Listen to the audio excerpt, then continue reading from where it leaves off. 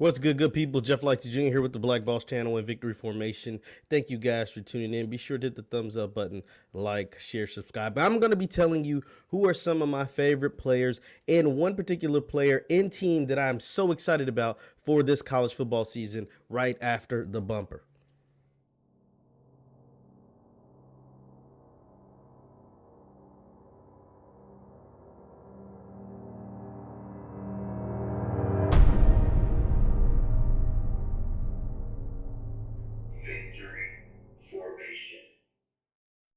What's good people? Jeff Lightsy Jr. here with the Black Boss channel and Victory Formation. Thank you guys for tuning in. Be sure to hit the thumbs up button, like, share, subscribe. Now, college football is here. We get the kickoff. We had the week 0 last week, headlined by Alcorn State taking on NCCU, North Carolina Central, and North Carolina Central coming out with the big victory on College Game Day, all the good stuff, ESPN, all that stuff for a great big-time HBCU matchup. You guys know my favorite team I'm going to watch. The team to look for and to watch this season is the Jackson State Tigers. Now, Coach Prime, Deion Sanders, they take on FAMU this weekend in a Sunday night Orange Blossom Classic. That is a game that is going to be must-see TV, just like the documentary that has been playing all week for Jackson State on Barstool Sports. Deion, Coach Prime, the documentary is titled, or docu-series is called Coach Prime. It talks about his first spring season. He doesn't call it his first real season, but it was a spring season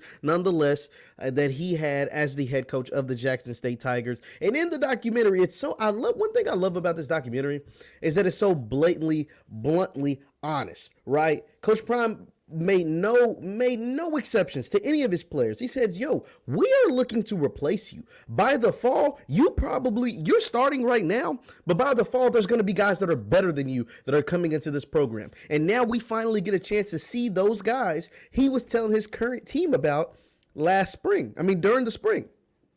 This fall, he said he replaced 85% of his roster. 85% of his roster. Half the roster that will be playing on Sunday against FAMU either wasn't on the team, most of them weren't on the team, and the other part were on the team. They weren't eligible to play because they played during the fall. They couldn't play during the spring season because they played during the fall either in high school or at another college. This is going to be interesting because you guys know Jackson State is the talk of the town. Jackson State is the talk of the SWAC. Deion Sanders, Coach Prime, and Jackson State are what the people want to see. But FAMU's new to the SWAC, and FAMU has got a ball club. FAMU is predicted to win the SWAC by a lot of people. Now, I like Jackson State, and I like Coach Prime, and I like what they got. But those boys over there at Alabama A&M with Aquil Carr, I think, is an NFL player. I'm going to just be honest. At the quarterback position, I think Aquil Carr could actually play in the NFL. So that's why I like Alabama A&M. They won the spring championship. They're coming back for vengeance in the fall. Alcorn were the last fall SWAC champions, but they didn't participate in the spring. They got a slow start. NCCU didn't play in the spring either, so they both were really rusty, and it was a kind of sloppy game. But you can tell Alcorn, I think it'll be better down the line, and NCCU's in the MEAC, so it won't affect their conference standings as far as losing their first game of the season in that MEAC SWAC challenge. But the team that everybody wants to see and the player that everybody wants to see is Jackson State and Shedeur Sanders. Shedeur Sanders became the first Beats by Dre endorsee from the NIL that, obviously the players in college football can benefit off NIL, and Shedeur was able to ink a deal with Beats, right? He inked a deal with Beats by Dre. He's the first college player to get a deal with Beats by Dre, and he was able to gift his whole team with Beats, right? So Jackson State is making this a spectacle. Jackson State, first of all, it's the Orange Blossom Classic. It's one of the best premier historically HBCU classics that take place between HBCU schools. It used to be the black college football national championship. So it's a huge thing. It was gone for a long time. Now it is back, and you get the premier coach, Deion Sanders, versus a premier program in FAMU, and Jackson State hopes to be a premier program here soon, and that is what's going to make this so great. I also think what's going to make this great, besides the fact that we get to see all these new players and new things from Deion, from Coach Prime, Jackson State, obviously he brought the static back to the SWAC, right? Like, I mean, whatever you want to say about the SWAC, Southern's had really good teams in the past. Obviously, I talked about Alabama A&M. Alcorns won the SWAC a bunch of times. They've been in the Celebration Bowl a lot, right? But the static is brought back because of Deion Sanders. We're not going. Let's not fake the funk. Like, he has gotten things rolling. He's gotten them national publicity. He's gotten them coverage, and I think this will only benefit every team in the SWAC. I've covered Deion a million, if not a million, 100 million times right here on this channel, on the Black Boss channel. But it's for good reason. I mean, because what he is doing is unprecedented. And if he wins, he's doing what he told you he was going to do. And if he loses, it's a disappointment, and it's also a story. Because with the talent on this Jackson State team, they should win the SWAC. There shouldn't be a debate with the talent that they have as far as recruiting rankings, previous schools, things like that. There shouldn't be a competition with any of these schools.